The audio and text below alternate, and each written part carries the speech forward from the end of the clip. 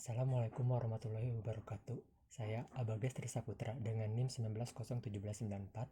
Pada kesempatan ini saya akan mencoba menjelaskan mengenai analisis desain produk menggunakan metode Quality Function Deployment pada studi kasus Shinju Ramen.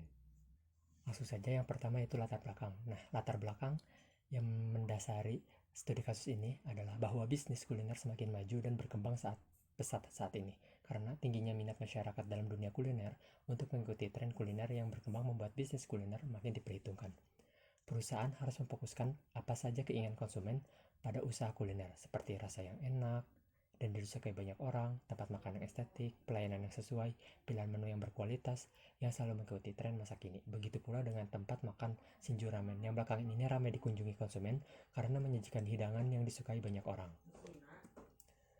Kemudian, untuk rumusan masalahnya sendiri adalah yang pertama, bagaimana penerapan metode Quality Function Deployment atau QFD dalam meningkatkan kepuasan pelanggan pada tempat makan Shinju Ramen. Kemudian yang kedua, bagaimana tingkat kepuasan pelanggan terhadap kualitas layanan yang diberikan oleh Shinju Ramen dengan metode Quality Function Deployment atau QFD.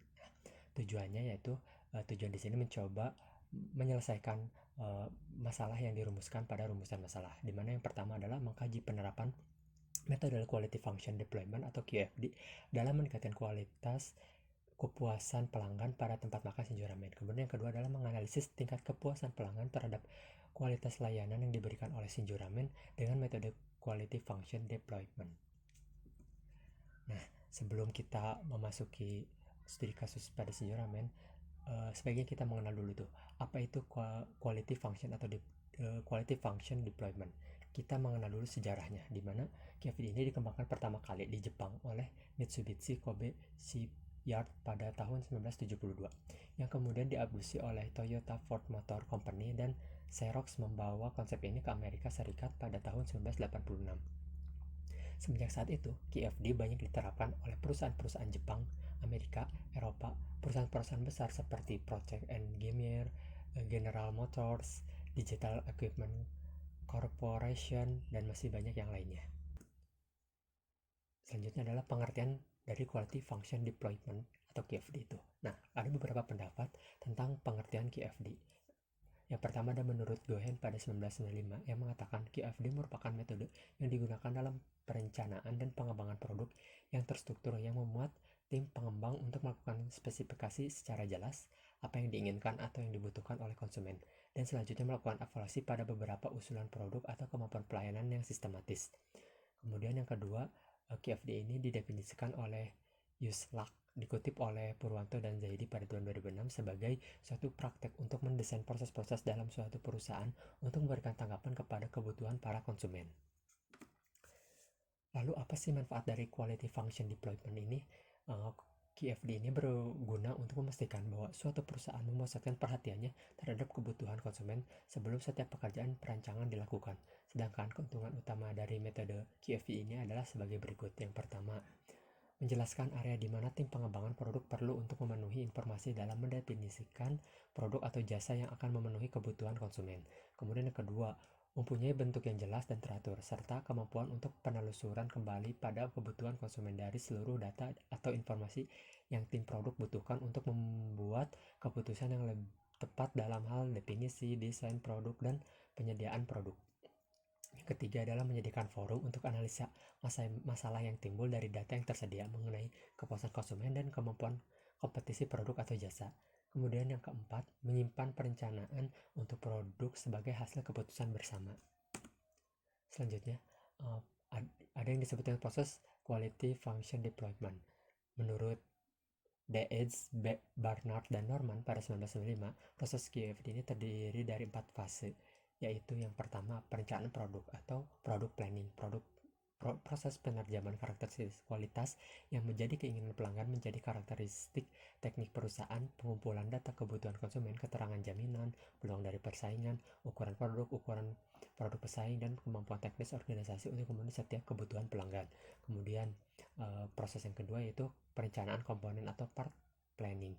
Proses penerjemahan dan pengembangan karakteristik teknik perusahaan yang dihasilkan sebelumnya menjadi lebih detail dan bentuk karakteristik kualitas per bagian. Konsep produk dibuat selama tahap ini dan spesifikasi bagian yang telah didokumentasikan. Bagian-bagian yang ditentukan menjadi yang terpenting untuk memenuhi keinginan konsumen yang selanjutnya disebarkan ke dalam perencanaan selanjutnya. Kemudian proses yang ketiga itu perencanaan proses atau proses planning, proses penerjemahan karakter kualitas pada tiap bagian yang dihasilkan sebelumnya. Untuk menentukan karakter proses, masing-masing proses-proses manufaktur dijadikan diagram alir dan parameter proses, target value yang didokumentasikan. Kemudian yang terakhir ada perencanaan produksi atau production planning. Proses pembentukan hubungan dan keselarasan antara karakteristik proses yang dihasilkan sebelum dengan karakteristik keinginan bagian produksi dalam perencanaan produk. Petunjuk-petunjuk pekerjaan dibuat untuk memantau proses produksi, jadwal pemeliharaan dan pelatihan keterampilan operator-operator. Nah, selain itu, pada tahap ini dibuat beberapa keputusan untuk menempatkan proses-proses yang paling beresiko dan beberapa kendali ditempatkan untuk mencegah kerusakan.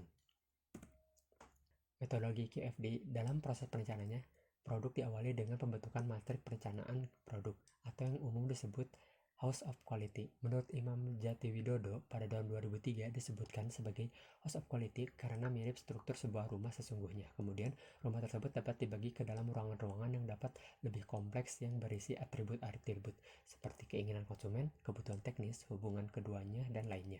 Yang satu dengan yang lainnya saling berhubungan dan berkontribusi untuk analisis pengembangan produk. Berikut adalah contoh dari House of Quality. Nah, bisa dilihat bahwa bentuknya itu menyerupai sebuah house atau sebuah rumah, di mana setiap ruangan-ruangan ini tuh mewakili setiap atribut-atribut. Bisa dilihat seperti ini sebagai consumer needs atau benefits, dan bisa dilihat seperti contoh yang lainnya. Kemudian kita masuk ke studi kasusnya, yaitu di sini saya mencoba mengambil salah satu perusahaan yaitu Shinju Ramen. Sebelumnya kita mengetahui dulu tuh apa itu ramen. Nah, ramen ini adalah masakan mie kuah Jepang yang berasal dari Tiongkok. Orang Jepang juga menyebut ramen sebagai chuka soba atau shina soba karena soba atau osoba dalam bahasa Jepang sering juga berarti mie. Nah, ramen sudah menjadi makanan favorit warga Bandung, terutama kalangan muda. Itu juga yang dibidik Shinju Ramen di Jalan Sukamenok nomor 55B, Sayati. Nah, kedainya ini berdiri tidak terlalu jauh dari pertigaan Sayati. Harganya yang relatif terjangkau juga menjadi daya tarik para konsumen untuk bersantap makanan khas Jepang ini di sana. Kemudian ada desain produk. Nah, untuk menu Shinju Ramen sendiri itu tersedia diantaranya ada Tebasaki Ramen, Katsu Ramen, Karage Ramen, Dramben Ramen, Pamplona Ramen, Arabica Sauce Ramen, Calamari Ramen, dan yang lainnya, dan masih banyak yang lainnya. Selain ramen juga, di sini juga tersedia menu nasi seperti meatball rice, cheese pamplona, calamari rice, chicken donburi, dan beef donburi. Adapun menu minumnya antara lain ada fresh drink tea, ice oka, tea orange juice, sweet orange, dan yellow coconut slice. Kemudian yang selanjutnya adalah penerapan quality function deployment pada produk.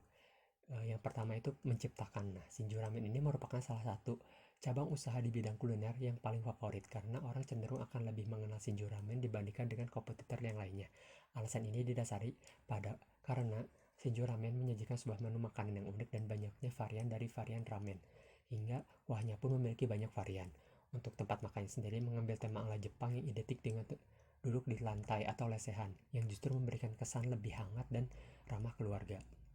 Kemudian merancang. Nah, untuk Shinju Ramen ini yang mempunyai kesan hangat dan ramah keluarga didukung dengan mudahnya segala dalam proses pemesannya, ditambah dengan buku menu yang semuanya tertera jelas di dalamnya. Bahkan jika masih dirasa ada yang tidak dimengerti, para pelayan sudah siap sigap membantu. Untuk sajian ramennya sendiri sudah menggunakan bahan-bahan dengan kualitas terbaik. Perut konsumen akan dipastikan terisi penuh dengan penyajian porsi yang cukup besar. Kemudian quality function yang terakhir adalah memasarkan. Nah, Shinju Ramen yang mampu mencakup segala jenis kalangan usia untuk menjadikan mereka konsumen. Cara pemasaran yang mereka lakukan lebih banyak memanfaatkan media sosial seperti Instagram. Website resmi pemasaran sudah baik karena media sosial terus aktif untuk memberikan updatean terbaru mengenai Shinju Ramen. Namun, untuk website sendiri, situs resminya terbilang sulit dicari karena menggunakan domain yang jarang digunakan. Yang selanjutnya adalah analisis kepuasan konsumen. Di sini diidentifikasi kebutuhan konsumen menghasilkan 4 kebutuhan konsumen yang digunakan sebagai landasan, yaitu yang pertama harga murah, yang kedua menu bervariasi, kemudian yang ketiga fasilitas memadai, kemudian yang keempat adalah pelayanan yang bagus. Berikut adalah host of quality dari Shinju Ramen. Di sini bisa dilihat bahwa customer requirement atau kebutuhan konsumen itu di sini yang pertama ada harga murah, menu bervariasi, fasilitas memadai, dan pelayanan bagus. Di mana tingkat kepentingannya itu didasari pada dengan angka yang paling tinggi, yaitu yang paling penting, di mana harga murah menempati yang paling penting hingga menu bervariasi, fasilitas memadai, dan pelayanan yang bagus. Nah, untuk desainnya sendiri atau yang ditawarkan oleh perusahaan, yang pertama adalah tidak hanya ramen. Di sini di Shinju Ramen tidak hanya menjual ramen begitu. Kemudian yang ditawarkan juga adalah banyak promo, kemudian wifi gratis, dan pelayanan yang ramah.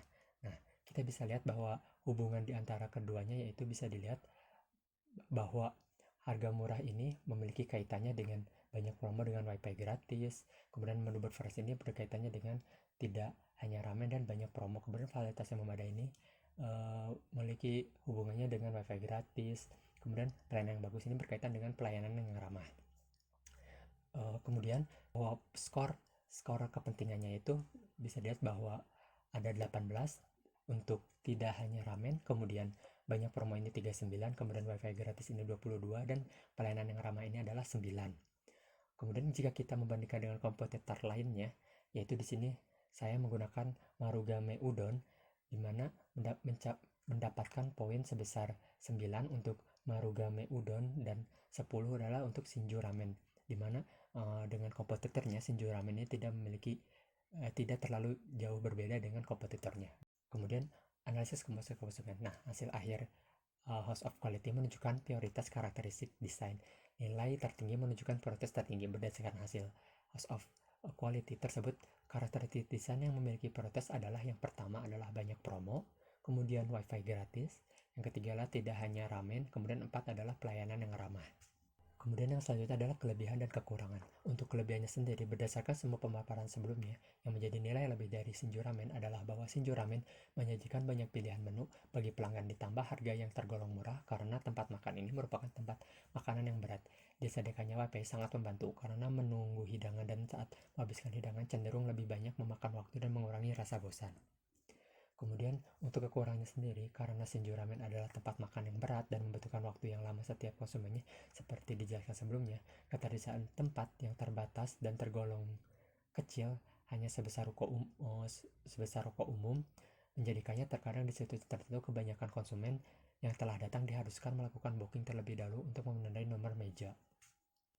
Dengan begitu kesimpulannya adalah bahwa QFD berguna untuk memastikan bahwa suatu perusahaan memusatkan perhatiannya terhadap kebutuhan konsumen sebelum setiap pekerjaan perancangan dilakukan, sehingga mampu meraih keuntungan utama dari metode ini adalah memperjelas area di mana tim pengembangan produk perlu untuk memenuhi informasi dalam mendefinisikan produk atau jasa yang akan memenuhi kebutuhan konsumen.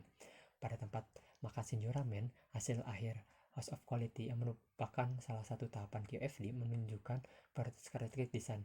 Nilai tertinggi menunjukkan prioritas tertinggi karakter desain. Yang memiliki prioritas adalah yang pertama adalah banyak promo, kemudian yang kedua adalah wifi gratis, kemudian disusul oleh tidak hanya ramen, kemudian yang keempat adalah pelayanan yang ramah. Dengan begitu, analisis QFD pada studi kasus Shinju Ramen telah selesai. Dengan begitu, saya ucapkan terima kasih atas perhatiannya. Mohon maaf bila ada kesalahan. Wassalamualaikum warahmatullahi wabarakatuh.